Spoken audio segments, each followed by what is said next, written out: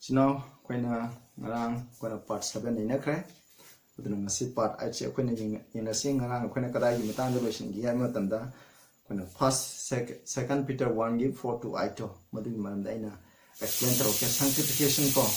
masi guna koina Peter's letter of sanctification haina koina sing do ko gi masi ina matang khitang thamda na ni najara ke sidam mayam tamina se si amaru ge habse ko whereby are given unto us exceeding great and precious promises ko whereby by which time hariba sigi mapana shogi knowledge and my virtue hariye asina according to his verse 3 ko according as divine power given unto us all things that pertain to life and godliness and through the knowledge of him that has called us to glory and virtue him aduna koina ishor gi eba divine power divine gi shakti aduna maram oduna koida ishor christ gi maram da gyal option pina bire aduga maki mating mangando kwen hena khaninga gi dama hariba asigi mapana ko achuna koida ko actually great precious promises are koida yamna mamin yam koina wasa kyam no pibe bible da yawri baje promise lang tane koina hariba promise condition do koina 11 matamda dum fulfill oigine ba hariba sigi mapana koina kaidoguni haba matamda by this you might be particle of divine nature and hariba ishona pibi ke bible da pidiba promise mayam the genesis ta gina mahuru onde gina phungdo pi faw da yawriba ishona ikoi da whatsapp pi chaki mati yam kre hariba whatsapp to singje masigi mapana ikoi na kedoba ishogi lamchat to oininga gi damna ishogi lamchat to koina share to ni ishogi lamchat ati ten commandment haitare ko masi ishogi translation masi lamchat to koina saru yani ngai gi damuneba having escaped the corruption that is in the world through lust koi gi hakchang gi koina lower power na maram moiduna koina tang pan da amot pa pa to duna amot pa la hale bje masdegi nan thong ngai matangai rabdi masine ba shona ko da bible da promise man pbd aduga haide ba sigi mathak ta ko beside this asigi sum mathak ta ko shona ko da promise pb kre haide bje aduga asigi mathak ta hinko asigi nakan da ko giving all diligence na ko changu haimni ko hinko add to your fat brushu ham an bada koina थाजा भाइबसे कोइना मसिदा कई कोइना कोई sanctification आबि आम the Koyna थाजा भाइबसे लाखने Hancko कोई थाजा बले गिदमने थाजा बदु द virtue हब्सल भाइ virtue भाइबसे पावर थाजा बदु पावर अचुम्बा हाइबदो कोइना हब्सन कोइ थाजा भाइबसे दाङ पाना लेबे मिसिङ लोइना याम मिसिङ लाइ मुति खोलने अदु मखोइन खोलमिदो सेंब्रा अदु शक्ति लेब्रा हाइबदो कोइना खंगदोने अदु कोइ थाजा बदु शक्ति हापदोने virtue भाइबसे शक्ति जो है अदु Koyna lamcha sajik ki aphabudo adu jo khanya hai aduna asengba sumbudu jo hai hapsangadamne aduga tu virtue knowledge hamne koina hairi bje le virtue le ram matungda power le ram matungda koina aphabulam cha saja si le ram matungda koina gyan knowledge ha ja hapkadamne koina knowledge habje da moroina kedo gem tane ishor gi knowledge hai John 17 gi 1 2 dai ko ipa ishor bu khangba prabhu jisu krista bu khangba habje arang ko phangmani hamne ko aduna ekhone shogi maramda koina khangadamne adu Colossians 1 da habigi matuna Krista da ko khoi gi kalaiba knowledge makai da oina hap ya ni sna roin lei ko koina kwaidi gi moroi ba knowledge keno arang khobongi pa kamaina thado kane habigi knowledge koina darkar lei ko masine adugi matung da temperance ko self control habje darkar lei self control ai de koina aphabor su henda ba phattaba haiba khai oina thadokpa adu self control habje koina lei gidamne masi amro yam si topic among the explain to question ne do samna enum harige ko and to temperance hariba temperance the patience like nemne koina patient oiba mi oi ga tari koina wa nga mo sakpa am tapa mi oi ga tari temperance koina sa ba thakpa ko koina temperance have the self control have the like them self control it ba mi am ta patient oiba nga mo have the koina khangadam ni ko to patient godliness aduna ko the patient kham kan ba have the later ga di godliness ishogi oiba lamsat apha dharma sembal lamsat che कोइन कयोंग द लैरोय कोइन मीन आइगोंद वा मा हाक मुतनै न हन्दन कोमगदि खनरगदि कोइन कमाना पेशेंस खाम कन भाइबदो लैत्रगदि कमाइना कोइन अफबलम च छज च लैगिनि हैने लैरु हैने टु गोलिनेस को टु गोलिनेस ब्रदरली काइनेस हनु को खोगी अदुगा हारिबा कोइन इशोगी अब धर्म सेम ज लैरब मतन कैदबम अखो इस्नाउसिंगी इशोबुदि नुसियारगा इशोगी धर्म सेम लैरगा को इस्नाउसिंग नुसिबु नमदरि कै वगिनि कोई सिनाव सिंग दिन नुसी बाइबजे कोई थाजा मिनाबसिंग कैरो लेकाय द लेबे मिसिंग जन चन्न खगना थबा कोई थबंग न को नुसी बाइबजे thawjana haiba utpaje ko yamna darkar leba to brotherly kindness charity ko sumaina khoi machim na amaga maga thawjana ina hojiki mathakta nungsi ba habse utkadamne khoi nungsi ba je leiraba masini masibuni ko for if this thing be in you haiba singjana khoi da leiraga di haiba ngasai gi khoina ngasai fat virtue adagi fat virtue knowledge temperance adagi patience godliness adagi kindness adagi matang da love habse na khoina leiraga di ko abound and abound they make you that ye shall neither be barren nor fruitful in the knowledge of our Lord Jesus Christ. Jesus Christ ki gyan notion da koi ko mahi yandaba aduga barren abdi mahi yandaba hayu ko fruitful di mahi yandaba samana energy ko aduna khoina adugumba midu oiraro habne khoi lamsa sajata awatpa leiba habdu karim to oiraro habne masi kam da watlo but he that like this thing is blind. Adu Buhari wishing wala kadi mamitang mani cannot see afar arab the wishing or had forgotten that he was purged from all his sins. I could give papigi Queen Hana shokang in the Tromba pap to the Santopi have a masi cow of knee have snaps. Then a young maru sanctification is very important. Masi go Queen Kadoga Matanda, masi growing process never, masi Kainokanda, masi no magi over, Mikopamagi over nativa, sida. Sanctification is not the work of a moment and hour a day, but of a lifetime. Quina, see the power of Masigi, Kongsa quick lumps had the South Percent by Shogumana Vitabuja. I don't lay never say.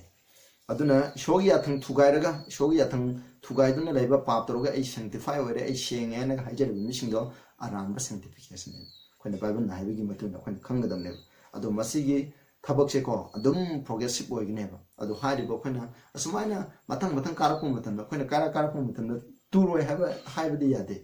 Quena, turo have the yade, high the pap or have the yade. Adoka Mokon city process la pumpana, when turava, quickation in humanity, James 1 John 2 give one the high call. If any man sin, Kanagumina papro, we have an advocate with the Father, Lord Jesus Christ. I quick the father Hajan never proposes to Crystal Lady. I do one mistake to the go. Why? Aduna maramoy duna ko aikoi jamung rok chalang ne have late ba sinaucha hek tubaga aikoi na show man da sanga dam Krista da sanga ne la le hegi dam ne show na copy gini adum copy gini aduga haire ba tuba aikoi ge song da mana pang pibirak ne aduna adug mu matang de aikoi na kai shu wani ngai late habje aikoi na kaw kum seba adugi matang da aikoi yeng ji ko aduna aikoi na lo ngak pa habje aikoi na darka laibra habje sanctification amusung aikoi na lo ngak pa habje when a Tarka Libra has a when sanctification I have a assemble sanctification I have the when assemble sanctified the long I will meet or sanctify life oil on it. I do when a long up I have a quite Tarka Libra has a when a Yangico. If keeping the law is not required, when a mamma when a netre, Koi Pangana long up on we call long up on a can be given a day. Long up I have the canana cana. Christian I quite the later matum that Koi Pama copy of matum that Hawaii sang with the quite the lager, new but over matum that I quite a over. Shogalam Tatman and Nagi, Christagi Mapan, Quid Longa Halakaneva, Quid Panganeva, Quinn Longa Halakaneva, Quinn Mamang the Quinn Highwoman and the Long Halakaneva. Aduna, John 14:15. If you love me, keep my commandment, I shona. Aduita Dicona Longa Pose Quinn at Tarkala, Dragadi, Garigitamo, Ishobunum Shiba Hyper Pibamase, Longa Posin or him. If you love me, none able to shiragadi, keep my commandment, I get attention to oh heaven. Morina commandment at the 10 commandments. Ceremony law, not neither college. But now ceremony law, they can other whatever. Christa the loin attack when Christian and Loy Pugrama cigarette, Loigre, what do they quite no need to keep anymore? When none neither college, I do with 10 commandments, their college. The high was Aduni. Nuxiraga in our hand. Adugamung, Matthew 19 16 to 19 the call. See that when Inakunba, Inakunba. Inakunba nupa amana naha amana ko propose su Kristo ngonda hangye ba isi pagarke masi aduna khona longa ko le darka le trega de khona propose su Kristo na masi ge answer je mo khum mo idam ni ko sida hai 19 de ko 19 ge 16 de ko good master apabo guru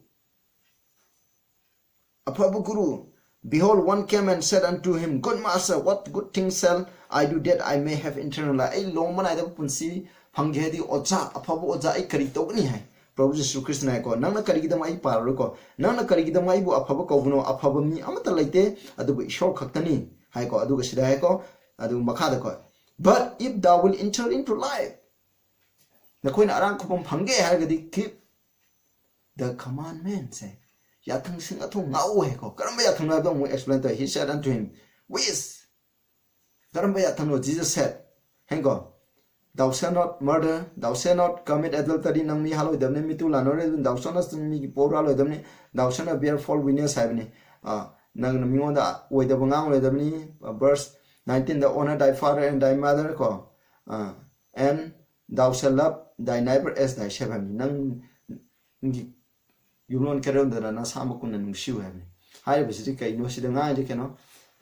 just Jesus is just telling the last 6 commandment hengo aroi bi last 6 commandment habne first 4 commandment du dike do ba khoni shong shiraga di akoina hai bising ilagani laimati kuramoi magi ming arem da paloi aduga isho ama khatang prabhu jisu krista ipai shona tana kana su kuramoi aduna magi pathabana me senga ngakani habsine akoini shong shiraga di si tawgane ba khoi gi karol ka nu shiraga di hai ba yathang kinje ingane ba aduna prabhu jisu krista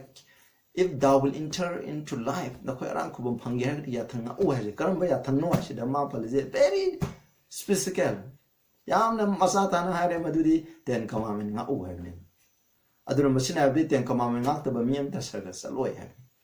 aduna ten commandment nga ko jo khoina dinga moi du kanana kristana ikoida khoidi krista da pira bu matunda kristana koida lairaga thawai aseng badugi mapana step by step amta da pulam nga ka dai hai nate one by one shon nga han gedamni masini yathang nga ko hai se yam maru oi aduga first John da mu yeng ko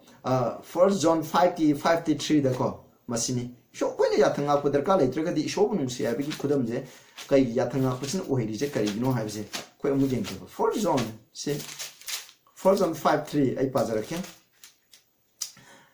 for this is the love of God that we keep his commandment. His commandments are not brother and son hai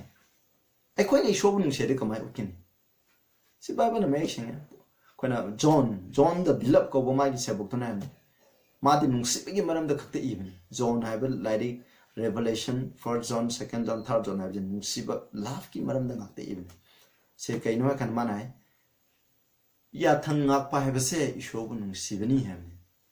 akhoi isho nungsidana leibang ngode sin option isho nungsida ba miyam ta saga da puroi have the ya thang ngak ta ba adana 1 John 4 I think God is love ham isho di nungsibani ham isho ya thang ju nungsibani ba sin option aduna ishogalam ta manaba mi khatang sragada pugani ya thangal ta bami singje puroi haidi nungsiba laitaba mi amta sragada puroi haba masini 1 John 5 aduga 2 John amu ay amu pajarke aduna 2 John ko 2 John gi 3:4 da 2 John gi 3:4 dai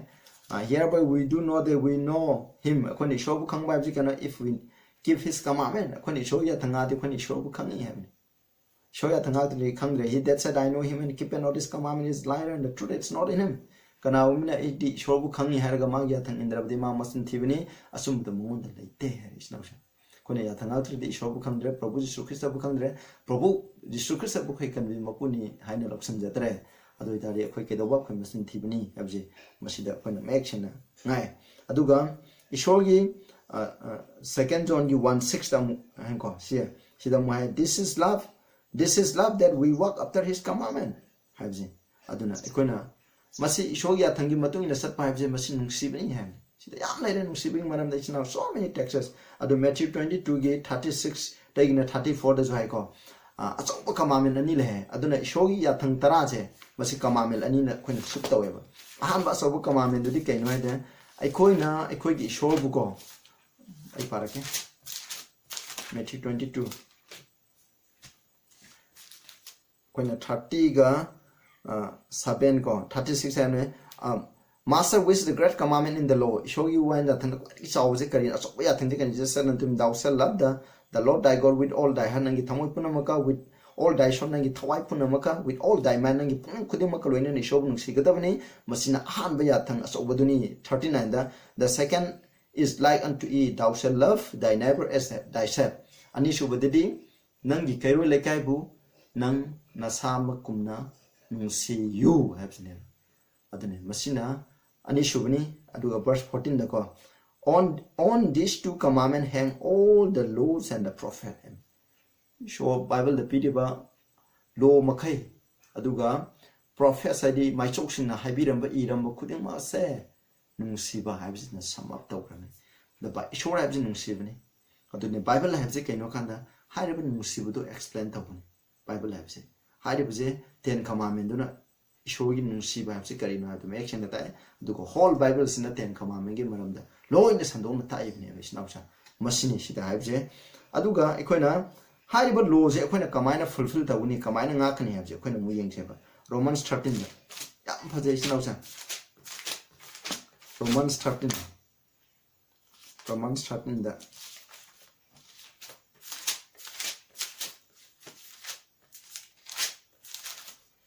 the 13 aita, oh, no man anything but to love one another, for he that love another had fulfilled the law.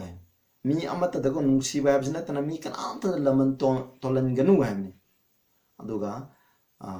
mi amaga nungsiriba atopa mi amago nungsiriba mahagatuna shori well jatangu mapung phal le. Ay para ke for this thou shalt not commit adultery, thou shalt not kill nang mitulana ganu mi hatkanu, thou shalt not steal. Mi mapo ranganu, thou shalt not bear false witness, oidabanganu, thou shalt not covet, kalakanu. If there be any other commandment, atopa yathangama lairagadiko, it is briefly comprehended in saying, namely, and komasi sam na ko kangnare, thou shalt love thy neighbor as thyself. Havni, the nang masigi out kon bagi yathang taruse, masibu kaidoba, sam na nangi kairolema laikaibu na samakuna nushu havni. Koina koi karole kai je shama kumna nungsiba taragadi mi gi mapo ura loi mi gi nupi law loi fura ma thapuk taro oida bangang loi hango haiba sing loi tawni imai pa bu nungsiba laigini haiba atung taru sibune ba aduna nangi karole nga bu na shama kumna nungsiu haibje masine ba aduga ishobu aige thawai hakchang punam khna nungsiu haibjina first 4 commandment adu samap tawre punam se kadoba nungsiba haibsine aduna sida verse then the love worketh no ill to his neighbor. Nungsiba habsina mai di karole kai da mabung na ba thabak aran ba kare shu tau de. For maramdi therefore maramaduna love is fulfilling of the law. Law ngak pa habse kedoba nungsiba gi mafana ne ba sinawsa. Aduna ikoina law habse kaino kana koina nungsiba lairagadi ikoina law ngak pa habse koina ngangane. Koina nungsiba laitragadi ko koina law ngak pa habse ngamaba. Sina Galatians 5:13 de habni amana amagi polum punahu ko aduga amana amabu nungsiba habisna kaidowe khoi lo se ko mapung phale habni snaucha nungsiba laitaba mi am tasarga da puwe khona mina 10 commandment haraga de mina ekho ya na khalije sidi ya thanga pa ta hai 10 commandment is nothing, it is love. Nungsiba habdune 10 commandment da hari je ishogi nungsiba do kheda utpa wane ishogi nungsiba do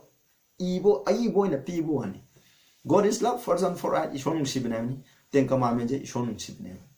Akhona mi nungsiba laitaba mi bo khona kamaina khona sargada pudino. Nungsiba itrodi isnaus nungsiba itrabe ishon nungsida koi kamaina sarga sakani. Aduna nungsiba se yamroi nungsiba se ishon la laigidamni. Aduga kana mi sinu je example amamum haiko. Shogi nungsiba khona John aita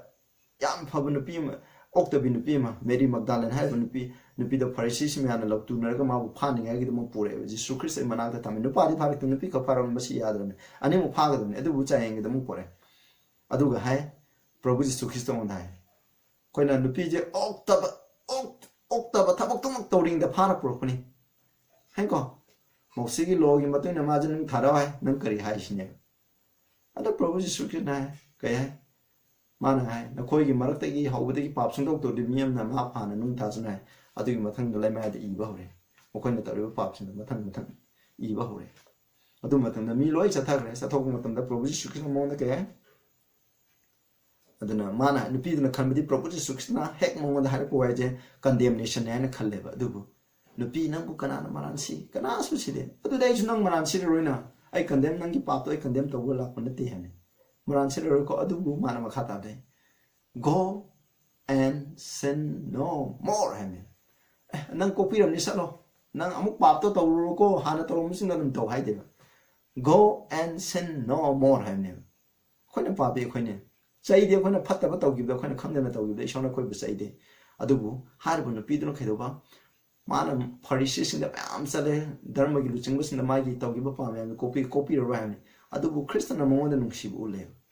Matin nungsibu ule nungsibu du nomor medan magi pa ko pira adu gi matung de gi nupi da haraun sakre adu gi matung de gi ma je mapun si chupa da pap to wa ban nupi da shumo edre Prabhu Jesu Christ na an ba hinkala siru mutune hinkala kana masak yana utkiba nupido Mary Magdalene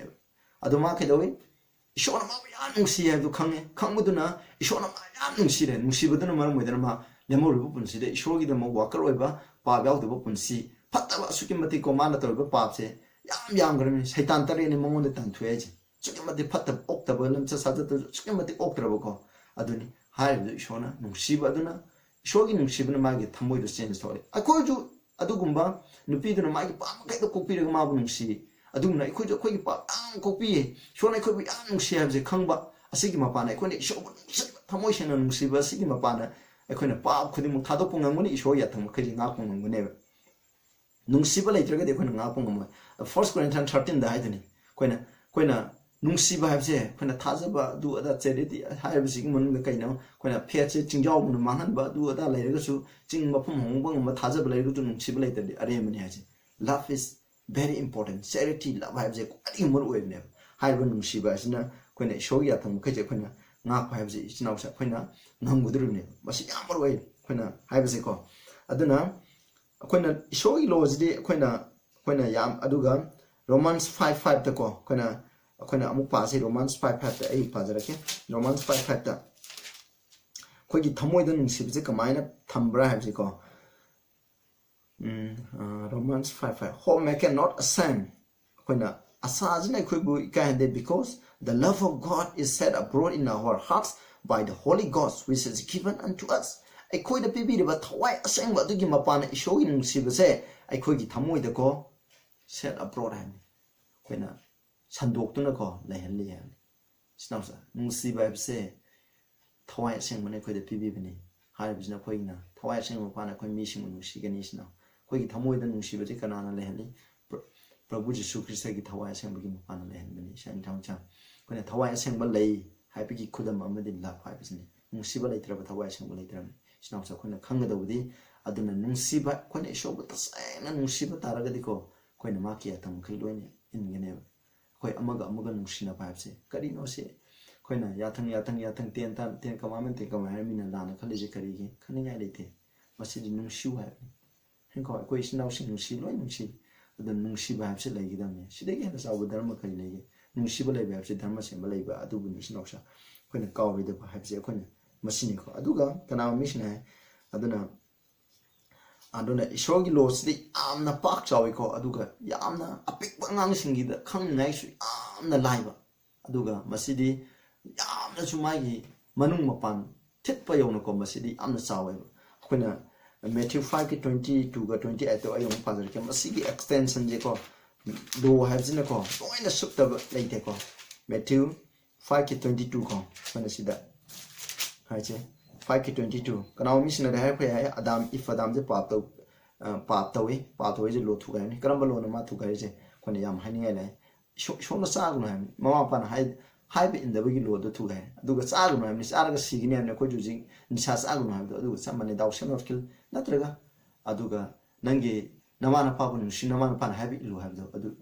ꯏꯟꯗꯕꯒꯤ ꯄꯥꯝꯅꯦꯕ ꯃꯈꯣꯏꯅ ꯇꯧꯔꯤ ꯎꯍꯩ ꯆꯥꯕ ꯍꯥꯏꯕꯗꯨꯅ ꯏꯃꯥ ꯏꯄꯥꯅ ꯍꯥꯏꯗꯕꯒꯤ ꯄꯥꯝꯅꯦꯕ ꯏꯐꯥꯗꯥꯝꯅ ꯇꯧꯔꯤꯕꯁꯦ 5:22ꯗ ꯑꯩ ꯑꯃꯨꯛ ꯄꯥꯖꯔꯛꯀꯦ ꯁꯤꯗꯀꯣ I say unto you that whosoever is angry with his brother without a cause shall be in danger of the judgment. Whosoever shall say to his brother, Raka, shall be in danger of the conscience. But whosoever shall say, thou fool, shall be in danger of hellfire. Kuna maram yaudana aikoina sinawsingda sawa habse masi aikoina paamne aikoina wayan bagi khudong thibda tagane ko ayam hairoga 28 amu airake 28 ko. But I said, whatsoever look on a woman to lust after masagi do hairake ko 1 John 3:5 time kanagubana nangi nasina nawsing but tuku sargadi ma mi hapani hamne koina tuku chabe ji leibiade tuku chaba ha ji leiragade khun yapni yapni ne sarga salo he snawsa masi lo je yam paksa chali ka du samna ju khangbe he duga sida 28 ka kanaguma mina I sent you that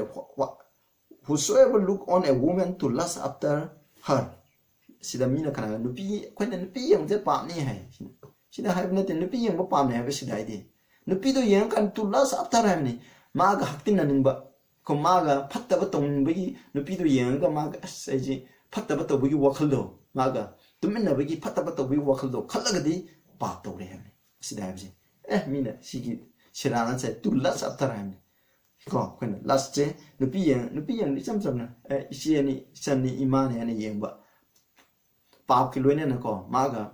phattaba to gi wakhang loine na yeng draga ti ko pa lai te masi sida hai ne adumai na le ga ti dawsel adune sida hai ji ko 20 sila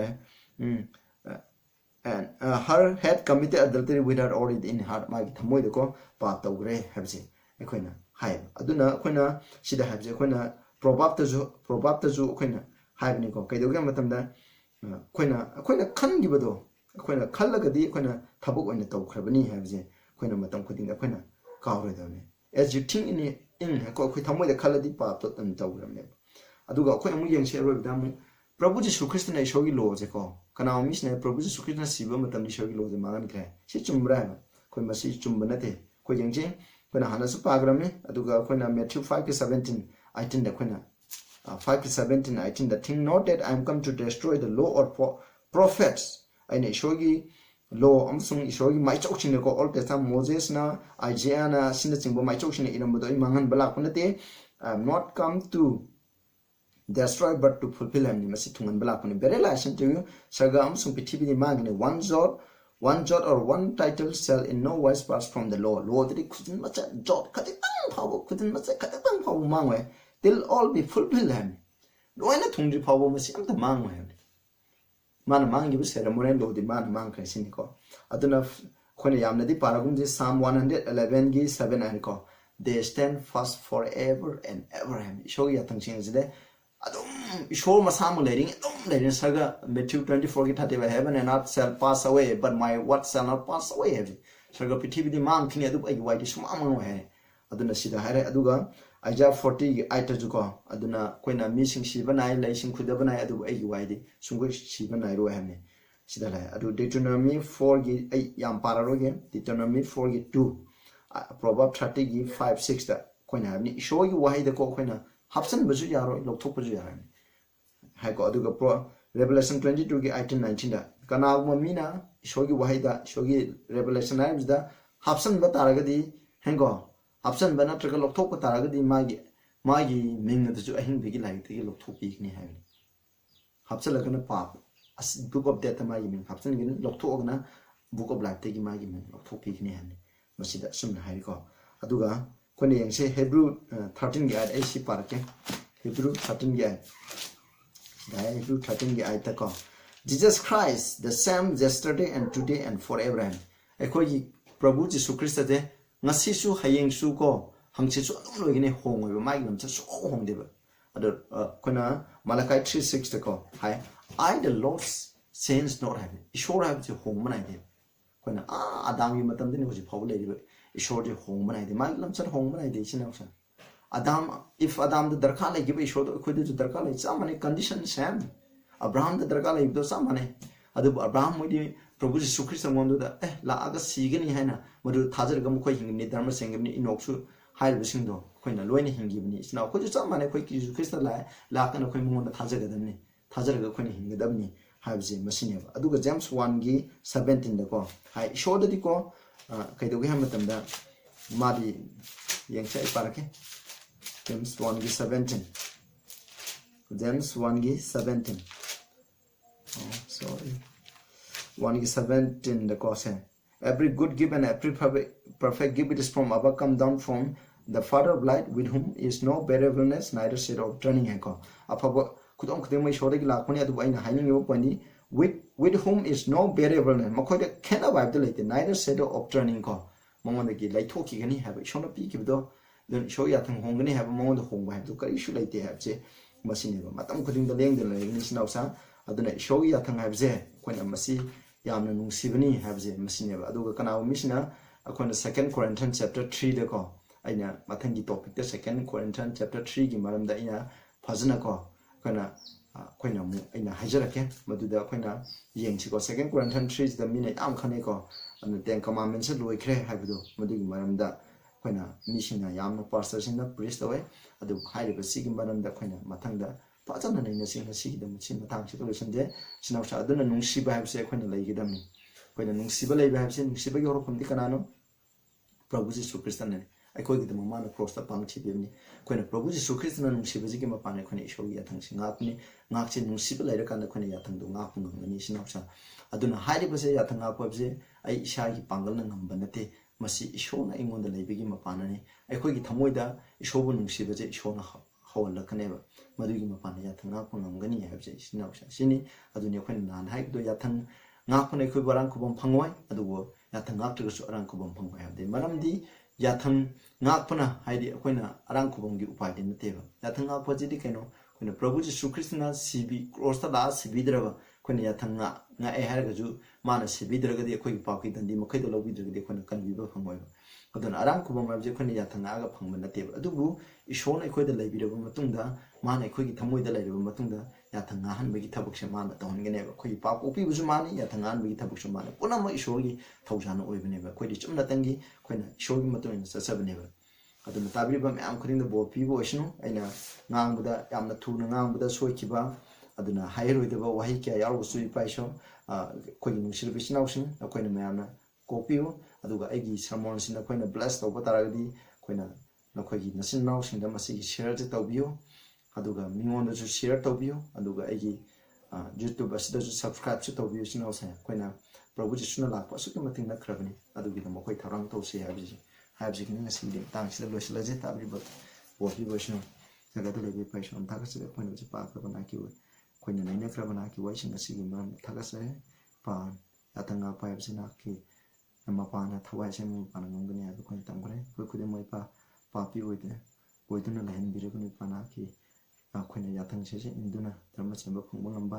ꯄ꯭ꯔꯚꯨꯅ ꯑꯩꯈꯣꯏꯒꯤ ꯊꯃꯣꯏꯗ ꯂꯩꯕꯤꯗꯨꯅ ꯑꯗꯨꯝ control ꯇꯧꯕ ꯉꯝꯕ ꯍꯥꯏꯕꯗꯨ ꯑꯣꯏꯍꯟꯕꯤꯌꯨ ꯇꯥꯈ꯭ꯔꯕ ꯈꯨꯗꯤꯡꯗ ꯅꯍꯥꯛꯅ ꯄꯤꯕꯤꯌꯨ ꯄ꯭ꯔꯚꯨ ꯖꯤꯁꯨ ꯈ꯭ꯔꯤꯁꯇꯒꯤ ꯃꯤꯡꯗ ꯈꯨꯔꯨꯝꯖꯔꯤ ꯑꯃꯦꯟ